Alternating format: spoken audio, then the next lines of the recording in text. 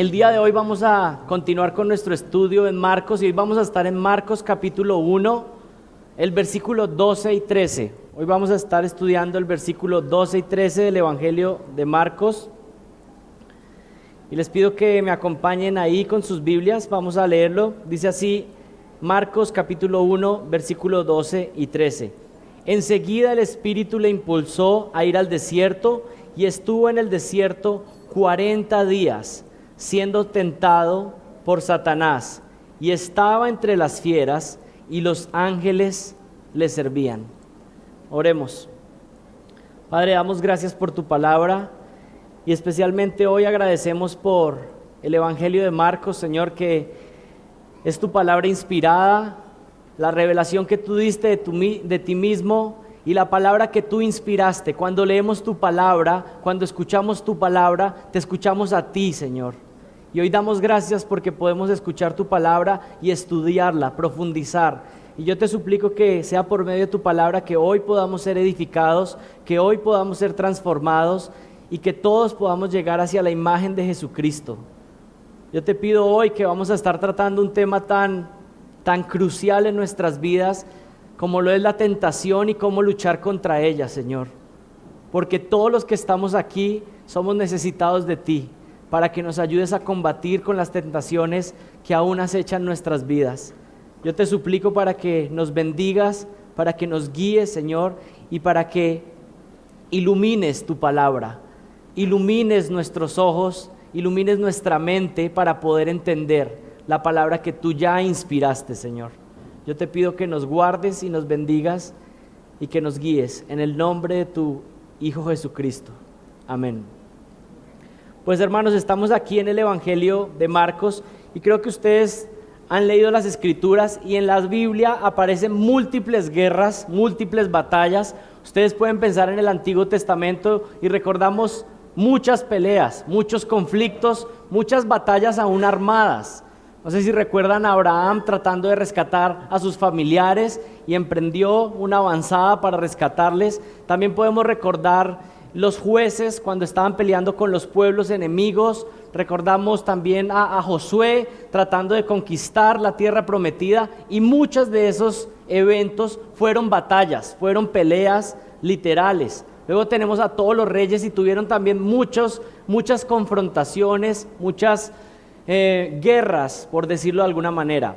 Pero hay una guerra que se encuentra en las Escrituras de principio a fin, y que todos los hombres que están en las Escrituras y todos los creyentes de todos los tiempos están envueltos en esa misma guerra.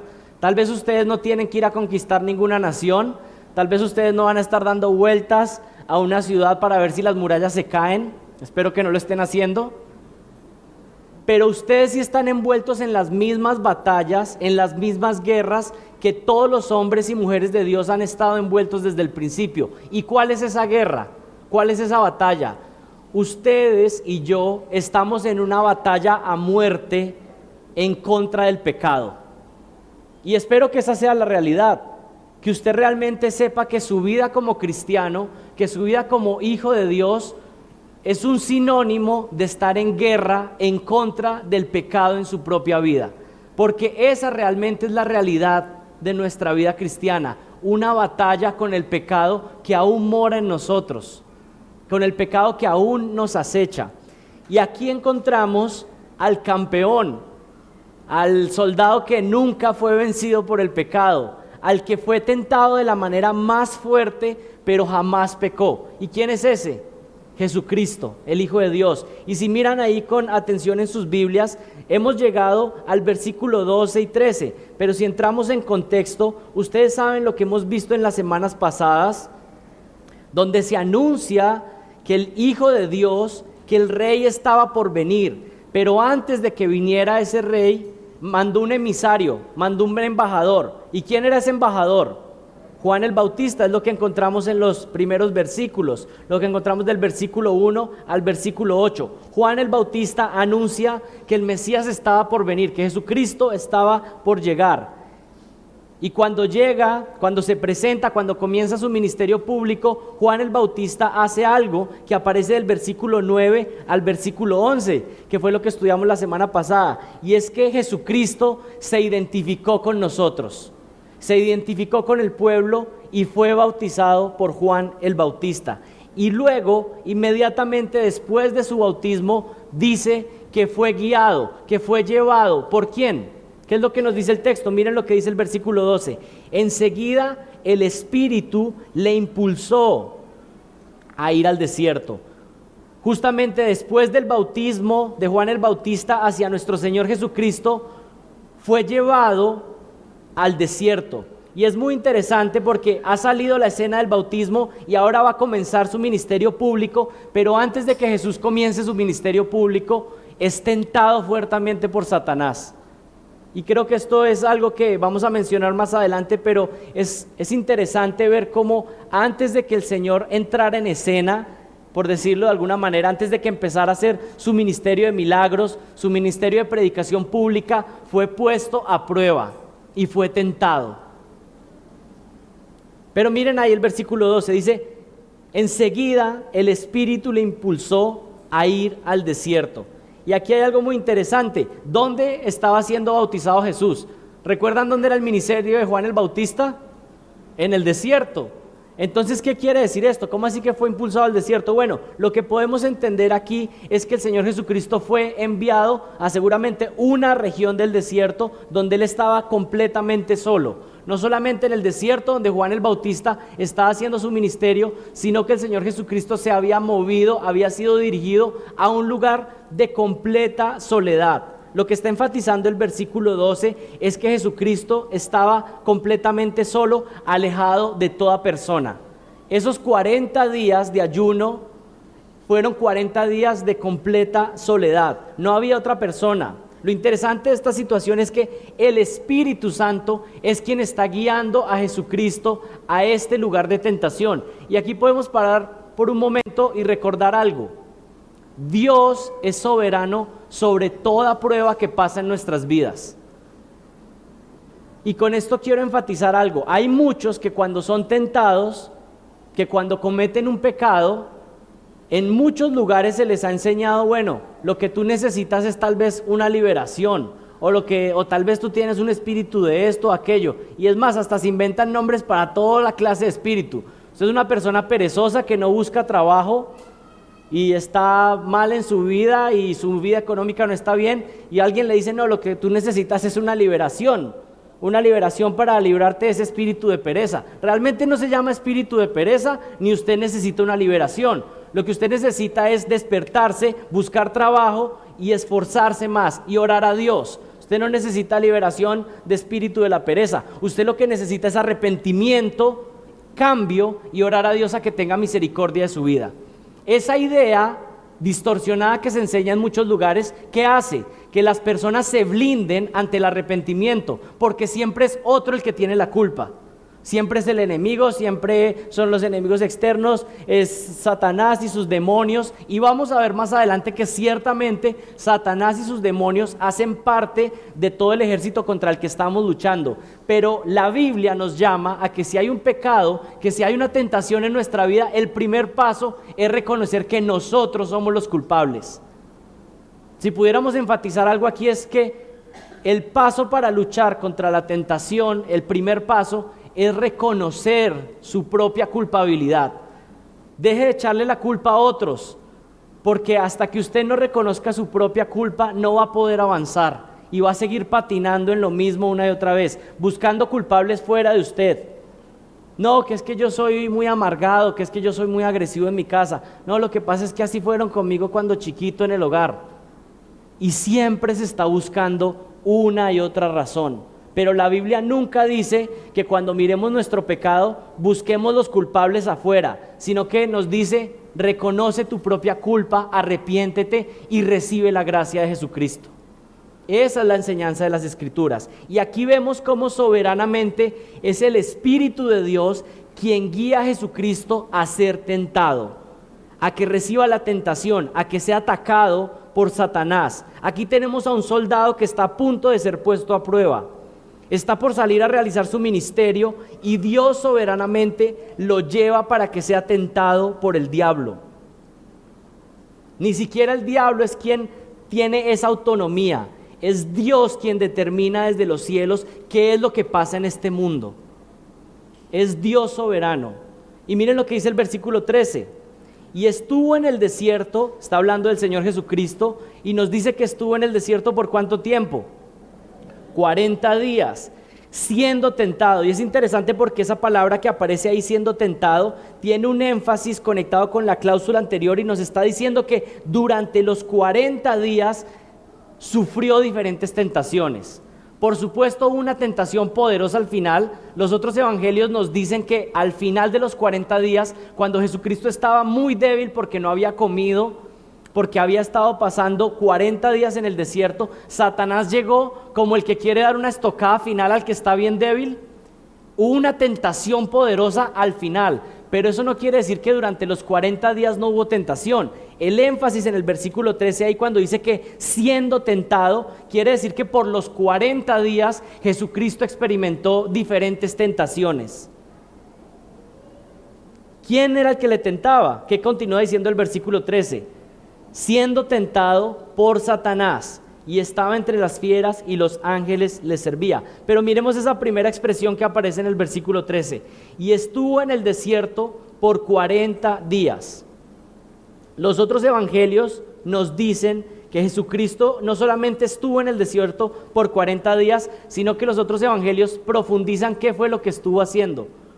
¿Qué estuvo haciendo los 40 días? Estuvo ayunando. Él se apartó por 40 días y estuvo 40 días ayunando. Imagínese usted que lleva solamente media hora sin comer y ya está mal. Jesucristo estuvo 40 días sin recibir alimento.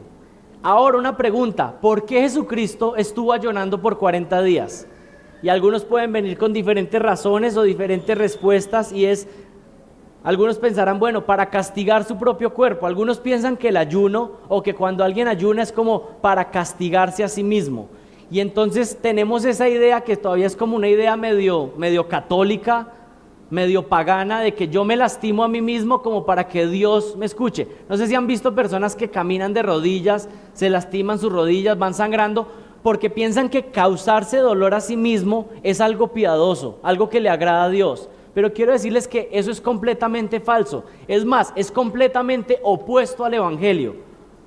A Dios no está buscando que nosotros nos lastimemos a nosotros mismos para darnos su favor. ¿Por qué? El que sufrió por nosotros es Jesucristo. Él es el que lleva las marcas. Él es el que murió en la cruz por nuestros pecados. Usted no gana el favor de Dios por lastimarse a sí mismo. Realmente eso es una idea errónea. Jesucristo no ayunó por 40 días para ganar el favor de Dios. Entonces, ¿por qué ayunó Jesucristo? Siendo Dios, ¿por qué ayunó? Porque estuvo 40 días sin comer. Bueno, la respuesta más sencilla es que Jesucristo, como hombre, en su humanidad completa, decidió apartarse por 40 días para dedicarse a alimentarse completamente de Dios, a orar. Sabía que venía su ministerio, que estaba por enfrentarse a múltiples enemigos, que iba a enseñar la palabra de Dios y que dijo, si yo voy a enseñar, si yo voy a estar en una lucha frontal contra todo el sistema judío, dijo que es lo que tiene que hacer? Pues se fue en oración a buscar del Señor, a ser fortalecido espiritualmente. Si pudiéramos resumirlo en una frase, Jesucristo fue 40 días a ayunar para ser fortalecido espiritualmente. Y con eso creo que podemos hacer una aplicación. Si el Hijo de Dios, no teniendo una naturaleza pecaminosa, no estando expuesto al pecado en su vida, se fue 40 días a orar, a buscar en dependencia de Dios, ahora nosotros, ¿cómo estamos sorteando esta batalla como cristianos? Y con esto no les estoy invitando a que por 40 días se vayan al desierto, porque pues entonces por más de un mes no los volveríamos a ver, ¿cierto? Y cuando lleguen algunos no los reconoceríamos, aunque a algunos nos caería bien, ¿cierto? Pero no les estoy invitando a eso. pero sí los estoy invitando a pensar que si Jesucristo, para prepararse para su ministerio, siendo Dios, se apartó a buscar del Señor en oración, ¿cuánto más usted y yo necesitamos de tiempos a solas con Dios para alimentarnos de la palabra de Dios? ¿Cree usted que usted necesita más de la palabra de Dios? ¿Alimentarse más? ¿O usted ya está demasiado satisfecho? ¿Hay alguno que pueda levantar la mano y decir, estoy leyendo tanto y estoy meditando tanto en la Biblia? Creo que el Señor ya me va a decir que deje de meditar tanto en la palabra. Bueno, creo que no es el caso de ninguno. ¿O hay alguno aquí que pueda decir, estoy orando tanto?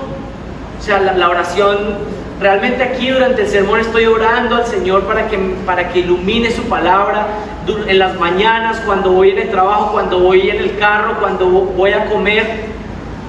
¿Eso es lo que está pasando en su vida? Bueno, si la respuesta es no, quiero decirle que necesitamos, para enfrentar la batalla contra el pecado en su propia vida, necesitamos más de comunión con Dios, que incluye meditación en la palabra y oración. Y el Señor Jesucristo estaba por enfrentar una embestida poderosa y estaba alimentándose de Dios. Estaba por enfrentarse con una batalla completa contra los líderes religiosos, contra Satanás y contra sus demonios. Y es muy interesante porque ustedes han visto cómo en los evangelios a cada rato hay manifestaciones de demonios. Y yo no sé si ustedes se han preguntado, comúnmente no estamos viendo eso en nuestros días. Usted no ve todo el día que aparece alguien que rompe cadenas y sale con furia y no pasa comúnmente. Los demonios siguen existiendo, los demonios siguen atacando, pero no vemos una interacción tan fuerte como pasó en los evangelios. ¿Cuál es la razón? Pues la razón es que los demonios estaban todos listos, con todo furor, atacando el ministerio del Señor Jesucristo. El Mesías había llegado, el Rey había llegado a este planeta. ¿Y qué parece? Pues los enemigos lo sabían muy bien. Y si lo pusiéramos en términos colombianos, estaban alborotados, ¿cierto? Porque el Señor estaba ahí. Y para prepararse para ese ministerio, para esa guerra, para esa lucha, el Señor se fue en ayuno y oración, como una oportunidad para fortalecerse espiritualmente. Pero miren nuevamente el versículo 13. Dice que estuvo en el desierto por 40 días siendo tentado por Satanás. ¿Por quién estaba siendo tentado? Por Satanás. El texto parece indicar entonces que los 40 días que Jesús estuvo, tuvo que enfrentar múltiples tentaciones. Sin embargo, Mateo y Lucas, que nos relatan también esta parte del ministerio de Jesús o esta tentación, nos muestran qué más sucedió. Y les pido que me acompañen a Mateo capítulo 4. Acompáñenme con sus Biblias a Mateo 4, del 1 al 11, dice: entonces Jesús fue llevado por el Espíritu al desierto para ser tentado por el diablo. Y después de haber ayunado 40 días y 40 noches, entonces tuvo hambre. Y acercándose el tentador, miren esta manera de llamar a Satanás. Otra manera de llamarle no solamente es diablo, Satanás, el acusador, aquí le llaman el tentador. ¿Qué le dijo el tentador? Si eres el Hijo de Dios, di que estas piedras se conviertan en pan. Pero él respondiendo dijo: escrito está, no solo de pan vivirá el hombre, sino de toda palabra que sale de la boca de Dios. Entonces el diablo le llevó a la ciudad santa y le puso sobre el pináculo del templo y le dijo: si eres hijo de Dios, lánzate abajo, pues escrito está, a sus ángeles te encomendará y en las manos te llevarán, no sea que tu pie tropiece en piedra. Y Jesús dijo: también está escrito, no tentarás al Señor tu Dios. Y otra vez el diablo le llevó a un monte muy alto y le mostró todos los reinos de este mundo y la gloria de ellos. Y le dijo: todo esto te daré si postrado me adoras. Entonces Jesús le dijo: vete, Satanás, porque escrito está, al Señor tu Dios adorarás y solo a Él servirás. Y el diablo entonces le dejó, y aquí que los ángeles vinieron y le servían. Aquí podemos encontrar entonces una descripción más completa. Marcos no nos habla de todo lo que sucedió, pero Mateo nos da más detalles de cómo fue la tentación. Pero si ustedes miran con atención cómo fueron las tentaciones de Jesús, quiero decirles algo. ¿Ustedes han escuchado algo del Evangelio de la Prosperidad? Las tentaciones de Satanás hacia Jesús son sumamente similares al evangelio de la prosperidad.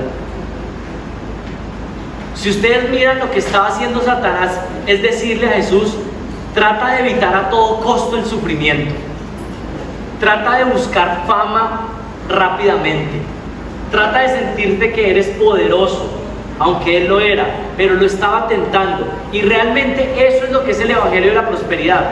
Algunos de ustedes tal vez no saben qué es, pero el evangelio de la prosperidad es una enseñanza de ciertos grupos, de ciertas iglesias, donde lo que se hace es que a las personas se les dice: saca el campeón que hay dentro de ti. Tú eres el hijo del Rey de Reyes, tú necesitas este carro, esta camioneta, decláralo, dilo con tus palabras, con tu mente, ponga una foto en el espejo y repítalo una y otra vez. Esto es lo que tú necesitas. Un hijo del Rey de Reyes tiene que vivir en esta mansión, en la otra. Quiero decirles algo: usted y yo no necesitamos de un predicador los domingos para que nos diga: desea más plata, desea más dinero. Usted y yo ya venimos con ese chip instalado. Usted ya viene con el chip instalado de que su casa podría ser mejor. Usted ya viene con... Esto no estoy hablando del chip que algunos piensan que tienen un chip instalado. Estoy hablando de que usted ya viene en su mente y en su corazón con el deseo de no estar satisfecho con lo que tiene, de pensar en su marido y pensar: ojalá que mi marido fuera así, de pensar en su esposa y decir: ojalá mi esposa fuera de otra manera. Usted no necesita un predicador que le esté animando los deseos de la carne. Usted ya tiene eso por dentro. Si yo le pregunto a usted: bueno, ¿quisiera un carro mejor, una moto mejor o una bicicleta? Y el que no tiene ni carro ni bicicleta, entonces unos zapatos mejor. Seguramente porque eso es la naturaleza que tenemos, que es insaciable, que quiere más. En ese tipo de lugares donde se le nutre a las personas desear más de lo que la carne desea, es una muestra de que utilizan la misma estrategia de Satanás. Es Satanás mismo quien predica desde esos púlpitos para dañar las almas de las personas. Usted no tiene necesidad de que se le diga que necesita más dinero, que quiere más, que desee más cosas. Usted lo que necesita es que alguien le diga: ponga la mirada en las cosas celestiales, ponga la mirada en Jesucristo. Pero ¿qué le dice Satanás al Señor Jesucristo? Le dice: ¿tienes hambre? Pide un milagro y convierte esas piedras en pan, porque tú eres el Hijo de Dios. ¿Y qué utiliza Satanás? ¿Le habla desde filosofías humanas? ¿Utiliza otras estrategias? ¿O qué palabras utilizó Satanás para tentar a Jesús? La palabra de Dios. Así que no trague entero todo lo que viene salpimentado por versículos, porque cualquier persona puede utilizar versículos aquí allá fuera de contexto. Satanás utiliza la palabra para tentar. ¿Cuál fue la segunda tentación? Le dice: tú eres el Dios Todopoderoso, lánzate y demuestra tu poder, muéstrame que tú sí eres orgulloso, que no eres humilde. Y esto es lo que algunos hacen todo el tiempo: se meten en un mal negocio, toman una mala decisión y cogen un versículo y llegan y dicen: todo lo puedo en Cristo que me fortalece.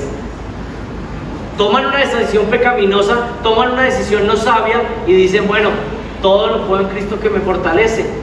Eso realmente es poner a prueba y querer tentar a Dios. Finalmente, ¿qué otra tentación le dijo? Tú eres el rey de este mundo, pero ahora arrodíllate ante mí, le está diciendo Satanás, y muéstrame que estás lleno de vanidad. ¿Cuáles son las tentaciones que le hace? Pertenencias de este mundo, orgullo y vanidad. Eso realmente son las tentaciones del evangelio de la prosperidad, y son las tentaciones con las que el Satanás atacó a Jesús. Por supuesto, sabemos que el Señor Jesucristo resistió completamente y no pudo ser vencido ante las tentaciones. Pero miren lo que dice el versículo 13, regresen a Marcos, capítulo 1, versículo 13. Y estuvo en el desierto 40 días siendo tentado por Satanás, y estaba entre fieras, y los ángeles le servían. Y los ángeles le servían. El versículo termina enfatizando la situación precaria que enfrentó Jesús. Estaba solo en el desierto, tenía mucha hambre y había bestias salvajes que estaban a su alrededor. ¿En qué podemos pensar? Podemos pensar en animales como hienas, coyotes, leones, aves salvajes que debieron intentar atacarlo una y otra vez, serpientes. Piensa en la escena, está el Señor Jesucristo ahí, un hombre completamente, 40 días, cuando está más débil, y ahí es que llega Satanás a atacarle, a tentarle. Por supuesto, el Señor Jesucristo jamás fue vencido. Ahora algunos de ustedes pueden pensar, bueno, ¿cuál es la enseñanza? ¿Cuál es el punto de este pasaje? Y muchos malinterpretan esto o lo aplican mal y dicen, bueno, yo tengo que hacer lo mismo. Yo tengo que ayunar y vencer al diablo. Es lo que voy a hacer. Y muchos aún se han muerto tratando de intentar hacer la hazaña. Miren, el punto es completamente lo contrario. Preste atención. ¿Cuál es el punto del versículo 12 y 13? El punto del versículo 12 y 13, que Jesucristo fue tentado por 40 días durante su ayuno y no pecó, no es que usted va a poder hacer lo mismo, es justamente lo contrario. El punto es que Él es el único en este mundo que ha sido capaz de resistir toda tentación y jamás pecar. El punto de este pasaje es que Jesucristo es el único que podía cumplir la ley perfecta de Dios, ser tentado aún por Satanás mismo y no pecar. ¿Por qué? Para el perdón de nuestros pecados. ¿Sabe qué sucede cuando usted cree en Jesucristo? Y preste mucha atención a esto. Cuando usted se arrepiente de sus pecados, cuando usted confiesa que ha pecado, pero usted cree en Jesucristo, que Él es el único medio de salvación, pasa algo. Usted es perdonado y todos los pecados que usted ha cometido son perdonados. Todos los que ha cometido atrás, los que está cometiendo en este momento y los que cometerá en el futuro. Todos sus pecados son perdonados, son limpios por el sacrificio de Cristo. Lo que usted debía pagar era lo que Jesucristo pagó en la cruz, ¿sí?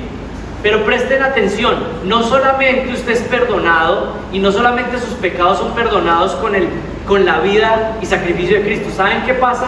Hay algo que se llama la justicia imputada. ¿Y qué significa la justicia imputada? Significa que la obediencia perfecta de Jesucristo, que Él haya obedecido perfectamente, que Él jamás haya pecado, ahora es puesto a su favor. Y se los pongo de una manera más gráfica. Usted era una persona que tenía una deuda, por ejemplo, una deuda en un banco. Usted debía 10 millones. Jesucristo, al morir en la cruz, pagó la deuda. ¿En cuánto queda su cuenta de banco si solamente se pagó la deuda? En cero, ¿cierto? Ese no es el Evangelio. El Evangelio es que usted tenía una deuda de 10 y Jesucristo no solamente pagó la deuda, sino que dejó ser saldo a favor. Ese es el Evangelio. Que usted, que merecía el infierno por ser culpable por sus pecados y que tenía una deuda, no solamente es perdonado, sino que Dios, su justicia, la obediencia perfecta de Jesucristo, la pone sobre usted. Y ahora, cuando usted se presente delante del Padre, usted es identificado con Jesucristo. Y el Padre lo ve a usted como si usted hubiera obedecido como Jesucristo. Y por eso es que usted puede entrar en el cielo, porque usted está en Cristo, está recubierto de Cristo. Ese es el Evangelio. Y cuando usted se presente delante del Padre, y en un caso hipotético el Padre preguntara, ¿por qué debería yo dejarte entrar a mi reino? ¿Por qué debería yo dejarte entrar al cielo? La única respuesta es porque Jesucristo murió por mis pecados y su justicia está a mi favor. Lo único que yo tengo que presentar delante de Dios son mis pecados. Yo no tengo nada en mí que me haga acepto delante de Dios. Y yo le suplico a usted, y es mi oración por esta iglesia, para que podamos entender que nuestra salvación, nuestra aceptación delante del Padre es por pura gracia. Usted no puede ganar el favor de Dios. Usted solamente puede entrar en comunión con el Padre y entrar en la eternidad con Él si la gracia de Jesucristo está a su favor. Si no solamente Él pagó la deuda, sino que además dejó saldo a favor. ¿Se imagina eso?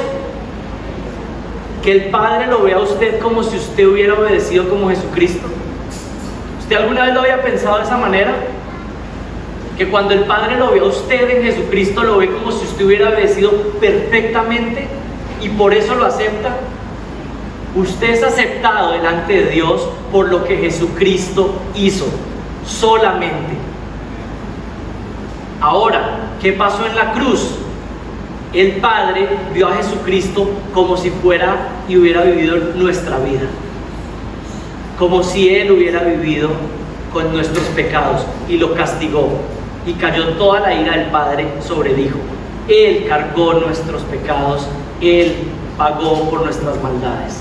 Ese es el Evangelio, ese es el Evangelio. El punto de este pasaje es que Él jamás pecó por nuestra salvación. Ahora vamos a pasar el resto del tiempo que nos queda tratando de aplicar la idea de las tentaciones en nuestra vida y ver cómo las podemos enfrentar. Pero quisiera contestar dos preguntas teológicas antes. Número uno, ¿fue realmente tentado Jesucristo? Porque algunos dicen, bueno, Él era Dios, entonces pues Él no me entiende. O sea, yo soy tentado de verdad, porque mis tentaciones sí son fuertes, pero Jesucristo pues no, realmente eso no es lo que dice la Biblia. Algunos dicen, bueno, como Él es Dios, entonces su tentación no fue real, simplemente aparentaba ser tentado. Esto no es lo que nos enseña la Biblia. La Biblia nos enseña que Jesucristo fue tentado, y no solamente tentado, sino que fue tentado en todo. Piense cualquier tipo de tentación que hay en su vida, y la palabra de Dios dice que Jesucristo experimentó toda clase de tentación, así que Él sí puede entenderle, Él sí puede compadecerse de usted ante sus tentaciones, porque Él es un sumo sacerdote que fue tentado en todo, pero sin caída. Es lo que dice Hebreos 4:15, se los leo: porque no tenemos un sumo sacerdote que no pueda compadecerse de nuestras flaquezas, de nuestras debilidades, sino que tenemos uno que fue tentado en todo como nosotros, pero ¿qué? Pero sin pecado, pero sin pecado. Otra pregunta: ¿podría Jesús haber pecado? O sea, si Él fue tentado, ¿existe la posibilidad de que Él sí hubiera pecado? A ver, ya hay algunos haciendo sus debates teológicos en la mente. ¿Jesucristo podría haber pecado? La respuesta a esa pregunta es no. Él es Dios completamente y Él no puede pecar. Jesucristo no podía pecar. Jesucristo no podía pecar. Dios es impecable. Esa palabra que usamos muchas veces de algo que es impecable, bueno, el único impecable realmente es Dios. Entonces nos preguntamos, bueno, si Él no podía pecar, entonces realmente sí fue tentado. Y aquí les voy a hacer una ilustración, y toda ilustración para entender algo de Dios se queda limitada, pero es para que podamos entender un poco. Aquí la ilustración es, imagínense un armamento o un ejército súper poderoso, lleno de cañones, con el armamento más poderoso que existe, el ejército más poderoso, y llega un ejército pequeñito que tiene cierto armamento fuerte, pero es un ejército pequeño, ¿cierto? Ahora imagínense, ese ejército poderoso recibe el ataque del ejército pequeñito. Aunque ese ejército es pequeño, puede causar cierto daño, puede causar ciertos rasguños. Esa podría ser una ilustración de lo que pasó con Jesucristo. Jesucristo es como ese imperio poderoso que jamás podrá ser conquistado, pero obviamente cuando se hizo hombre, ese ejército pequeñito, Satanás y sus demonios intentaron tentarle, y digamos que le hicieron ciertos rasguños en su ataque, pero no podían nunca conquistarlo porque Él es Dios. Es una ilustración que nos ayuda a entender de que Él sí pudo sentir la tentación, fue fuerte, fue real, pero jamás podía sucumbir ante la tentación. Es lo que significa. Y como les dije, entonces quiero que pasemos los últimos minutos ahora pensando en ciertas estrategias para cómo combatir la tentación en nuestras vidas. Estrategia número 1 de cómo combatir con las tentaciones en mi propia vida. La estrategia número 1 es: identifica las tentaciones en tu propia batalla. Identifica las tentaciones en tu propia batalla. Y el primer elemento para luchar contra el pecado es entender que estamos en guerra. El primer elemento para luchar en esta guerra es entender que usted está en una guerra. Porque comúnmente, ¿qué es lo que pensamos? Comúnmente como actuamos es que, bueno, ahora soy cristiano y lo que me dieron fue un tiquete de vacaciones todo incluido. y pues ahora estoy bien. Pero realmente la imagen no es esa. Cuando usted se hizo cristiano, cuando el Señor lo salvó, realmente no fue que le dieron unas vacaciones alargadas. Lo que le dieron fue un uniforme para entrar en la guerra. Tal vez nunca le habían dicho eso, pero usted no va a poder estar luchando en la batalla si usted no se da cuenta que usted está envuelto en una guerra. Si usted se le olvida que su vida cristiana es estar en lucha. ¿Y por qué muchas veces estamos cayendo y pecando? Así, abiertamente, porque usted no está consciente que está en una guerra.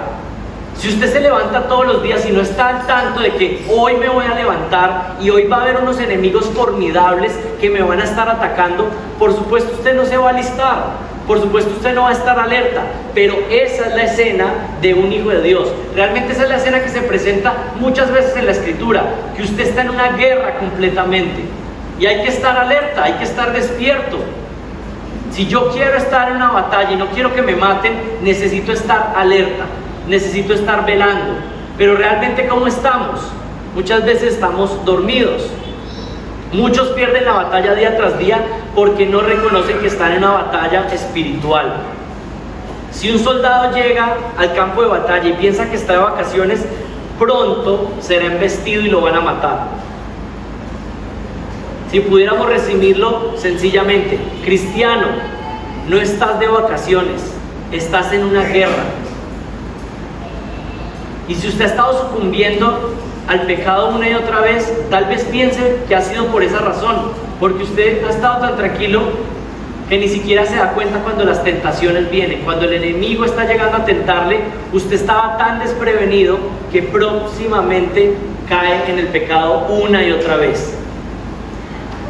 Les leo lo que dice Santiago, capítulo 1, del 12 en adelante. Dice: bienaventurado el hombre que persevera bajo la prueba, porque una vez que ha sido aprobado, recibirá la corona de la vida que el Señor ha prometido a los que le aman.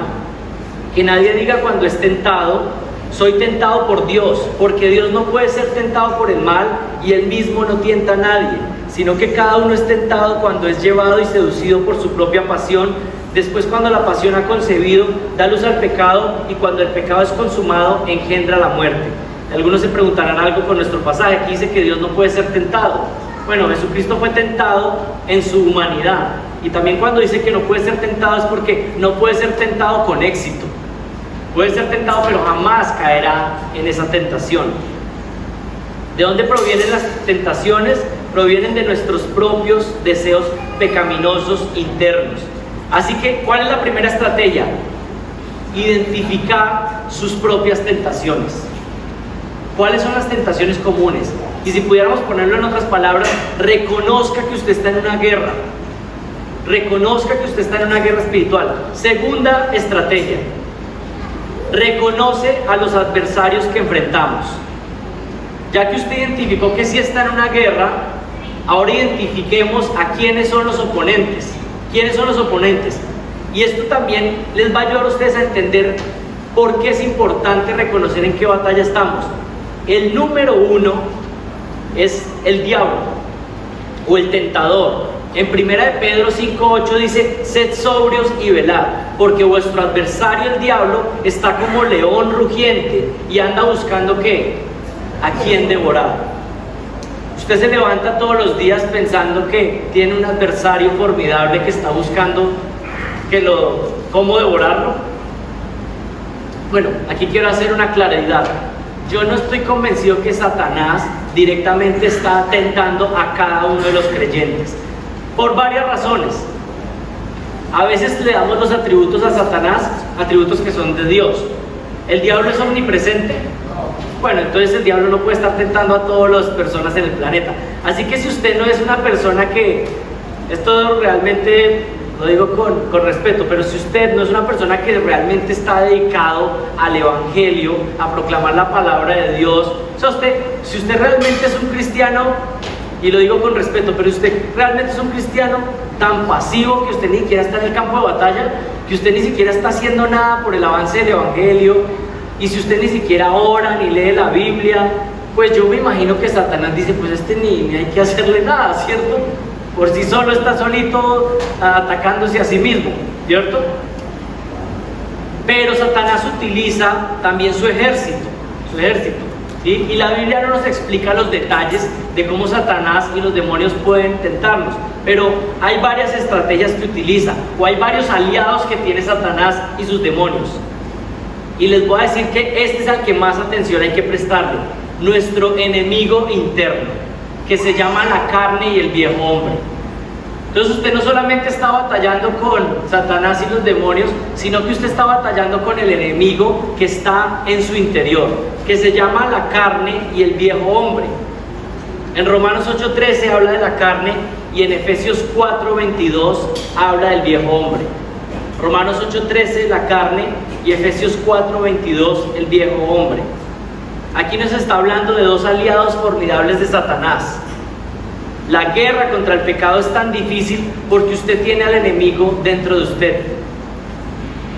¿Usted alguna vez se ha preguntado, bueno, ¿por qué es tan difícil luchar contra mis pecados? Porque es que el principal enemigo es usted mismo. ¿Y saben por qué es tan difícil luchar contra su pecado? Porque su carne lo conoce bien a usted y sabe cuándo es que está más débil, sabe cómo es que lo puede engañar, sabe cómo es que puede manipularlo, sabe cómo es que puede usar la palabra para que usted sea tentado y caiga. Así que una de las estrategias que tenemos que utilizar es identificar que mi propia carne, mi propio corazón engañoso está todo el tiempo intentando tentarme, hacerme caer, hacer la zancadilla para que caiga. Pero no solamente tenemos a Satanás y los demonios, tenemos a nuestra propia carne, sino que hay otro elemento más. ¿Usted en qué territorio está peleando la batalla? En el mundo.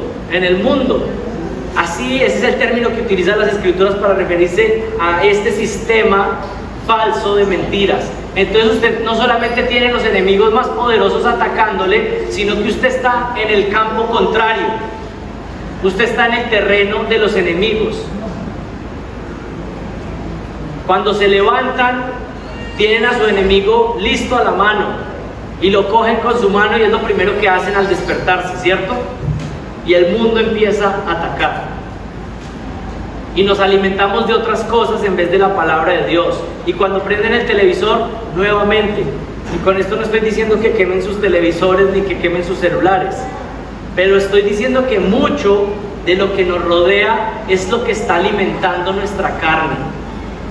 Si usted es una persona que pasa demasiado tiempo alimentándose de todo lo que hay en este mundo, de redes sociales, de las noticias, pues usted va a ser alguien que va a ser muy alimentado en su carne.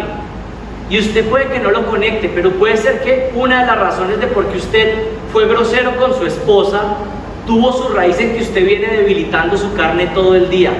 Y cuando llegó el momento de cuidar a sus hijos con amor, con cariño, hablar a su esposa con cariño, realmente simplemente manifestó lo que usted estuvo alimentando todo el día con la carne. O usted alimenta el espíritu o alimenta la carne. Y lo peor de todo es que cuando usted no detiene su carne, va cogiendo más fuerza y los pecados van creciendo y creciendo. Así que el llamado, y como lo dijo un puritano, o ustedes y yo matamos el pecado o el pecado nos mata a nosotros. Esa es la realidad. Estamos llamados a matarlo diariamente. Una tercera estrategia: utiliza las armas que Dios nos ha dado para combatir. Utiliza las armas que Dios nos ha dado para combatir. Y aquí las estrategias no es liberar demonios, no es gritarles, atarlos, desatarlos, el que más grita, el que más poco de cosas. No, la Biblia nos dio estrategias claras para cómo batallar esta batalla. Y la batalla se lucha, número uno, con oración, orando diariamente y continuamente. Jesucristo oraba y animaba a sus discípulos a orar. ¿Recuerdan en Getsemaní? Les decía, oren y velen. ¿Para qué? Para que no caigan en tentación.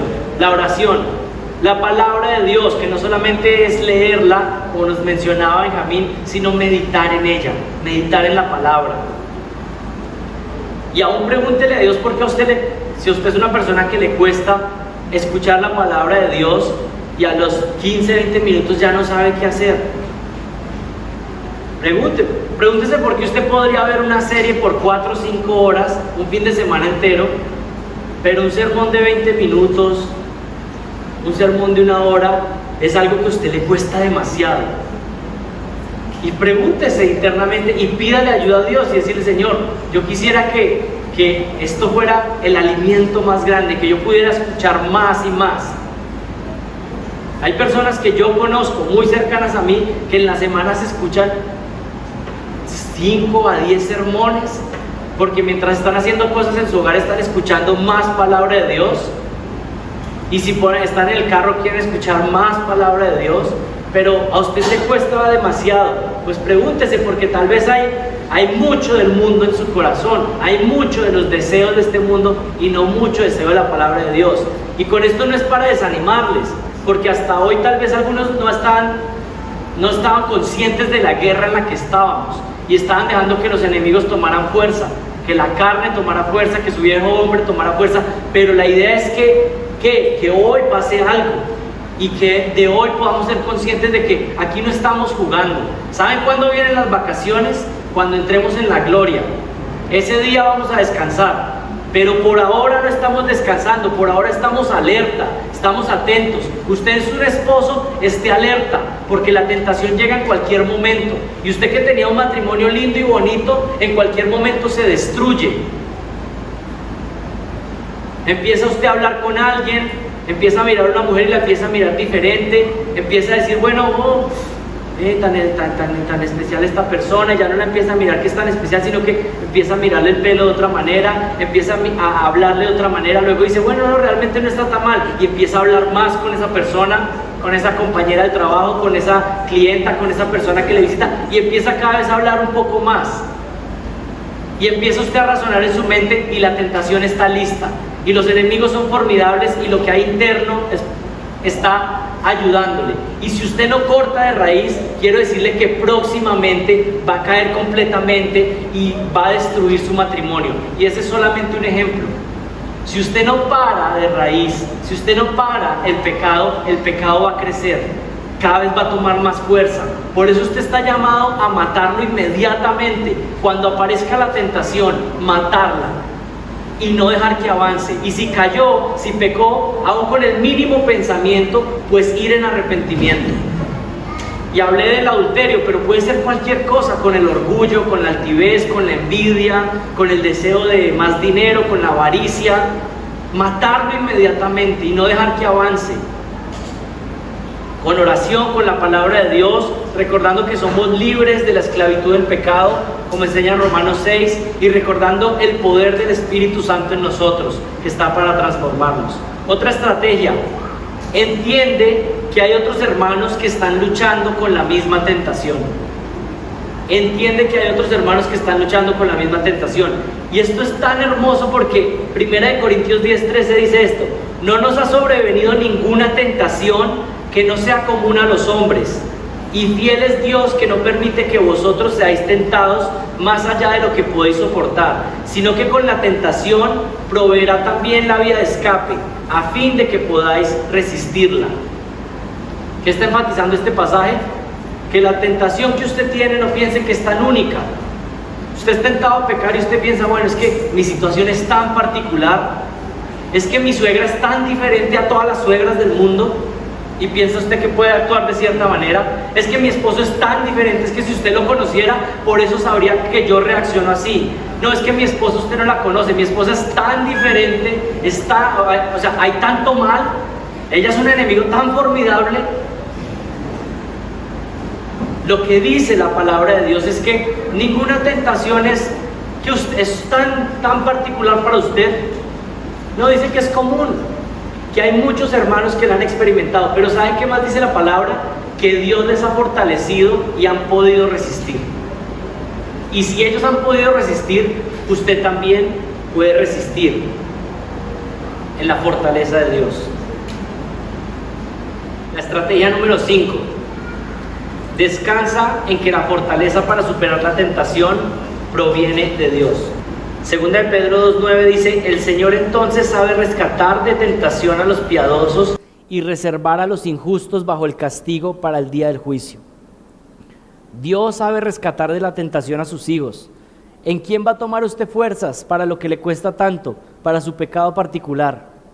En Dios, en el único que fue capaz de resistir la tentación. En Él es a quien podemos acudir.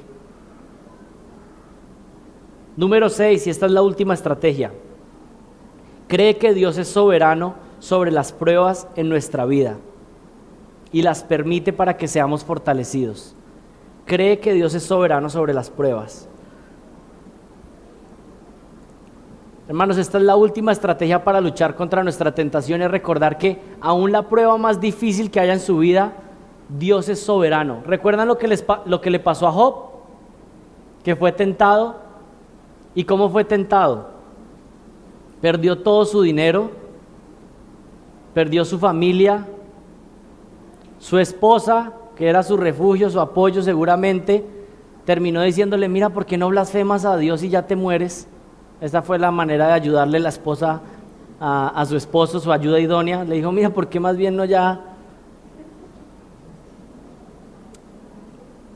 ¿Quién fue soberano sobre todo? Dios.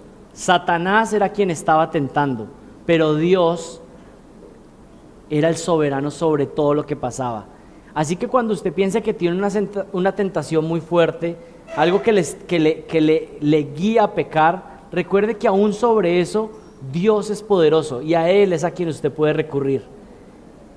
Y no sé si les ha pasado, y con esto quiero tener mucho cuidado, porque no quiero que me malentiendan, pero muchas veces para una persona que es un verdadero hijo de Dios, para una persona que es un hijo de Dios realmente, cuando ha caído en un pecado terrible y se arrepiente, aún en el plan soberano de Dios, Dios permitió eso para que esa persona pudiera llegar al arrepentimiento y ahora ser más fuerte de lo que era antes.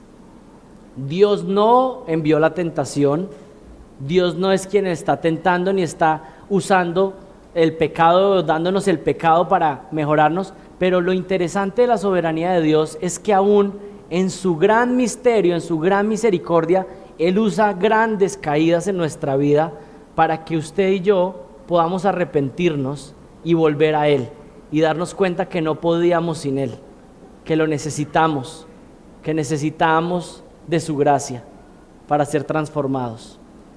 Así que podemos recordar que Él está al control, que Él está al control.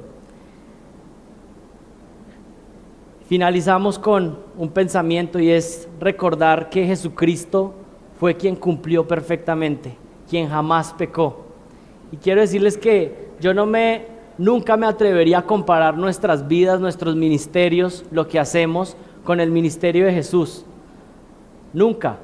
Pero yo creo que hay algo que podemos pensar en este momento y piénsenlo de esta manera y con esto vamos terminando. Estamos plantando una iglesia en esta ciudad y estamos plantando una iglesia donde queremos hacer todo según lo que diga la palabra de Dios.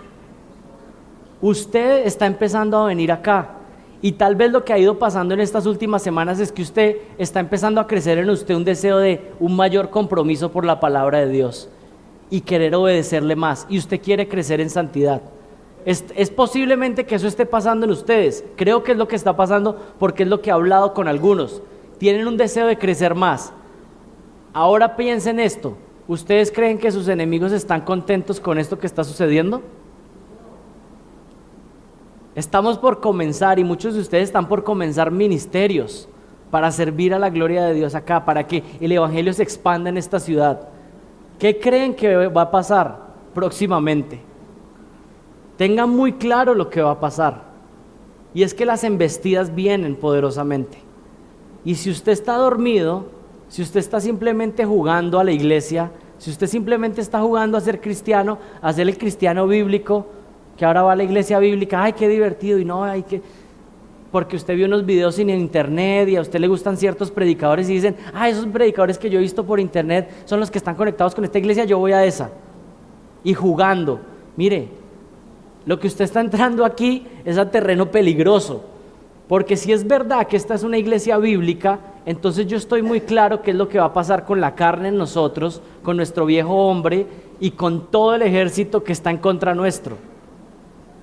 Así que yo les hago un llamado a que estemos alertas y despiertos, porque si no, próximamente Satanás sabe qué va a hacer, y es tentarnos y hacernos caer.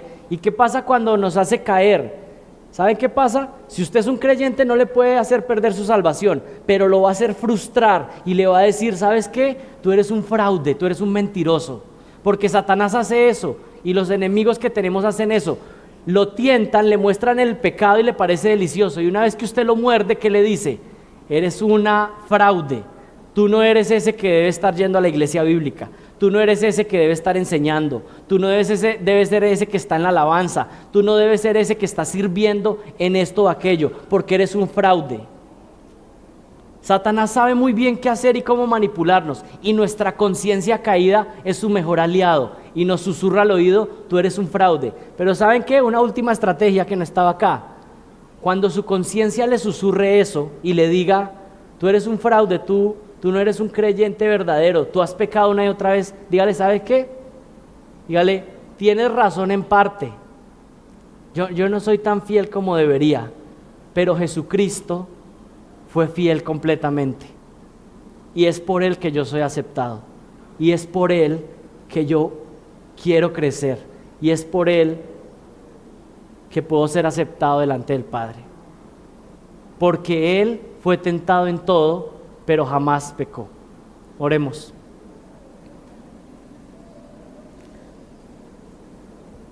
Padre, reconocemos que hemos sido tan negligentes en la manera en que vivimos nuestra vida espiritual.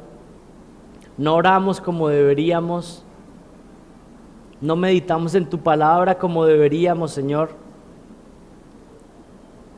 Hemos pecado una y otra vez, y realmente muchas veces lo hemos hecho porque estamos tan distraídos, sin recordar todos los enemigos que tenemos, Señor, y toda la maldad que aún mora dentro de nosotros. Aunque hemos sido restaurados, aunque tenemos vida nueva, aunque ya no tenemos los mismos deseos de antes, aún nuestro viejo hombre quiere llevarnos atrás, Señor.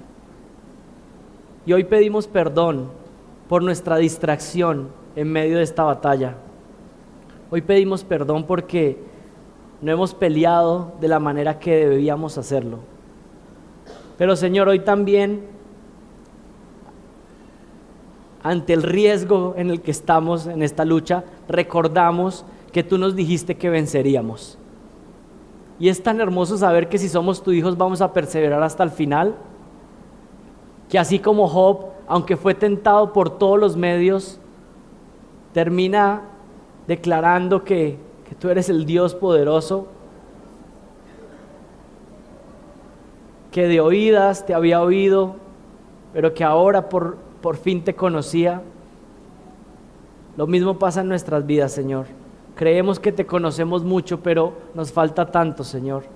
Ayúdanos a crecer, y yo te suplico y hoy oro por mis hermanos para que tú nos guardes del mal, para que nos libres, Señor, y cuando vengan las tentaciones a nuestra vida, nosotros podamos ser fuertes y podamos resistir, y que al final podamos reconocer que fue porque tú obraste en nosotros, tú nos diste la fuerza, Señor.